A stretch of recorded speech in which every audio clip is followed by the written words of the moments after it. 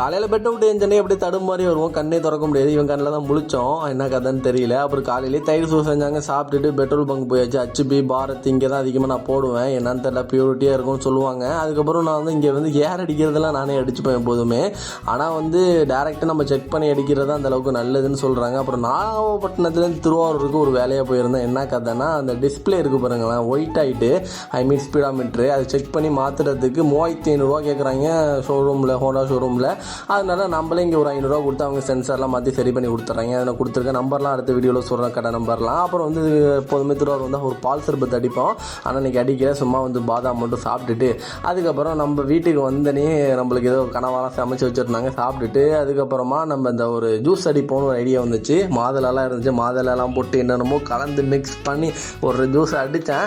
அடித்து குடித்து பார்த்தேன், நல்லா தான் கைஸ் இருந்துச்சு, சூப்பராக இருந்துச்சு. அப்புறம் பெட்ரோல் இல்லாமல் அந்த வண்டியை நின்று விட்டு நம்ம அண்ணன் எடுத்துகிட்டு போய் பெட்ரோல் போட முடிச்சுட்டு அவன் தள்ள விட்டான், தள்ளிட்டு போனோம். அப்புறம் வந்து சாயந்தரமாக போய் ஒரு பானி சாப்பிடுவோம் செரிமானத்துக்கு அப்படின்னு நினச்சிட்டு பானி சாப்பிட்டோம். அப்புறம் லைஃப் இந்த சாயந்தர நேரத்தில் இந்த பானிபூரி கடையெல்லாம் அப்படியே ஒரு மஜாவாக தான் இருக்கும் எப்போதுமே. அப்புறம் இந்த லைட் இன்னும் சில இடத்துல எரிஞ்சிட்டு இருக்கு கைஸ். அப்புறம் இன்றைக்கி பாப்கார்ன் சாப்பிட்டு டே முடிச்சாச்சு.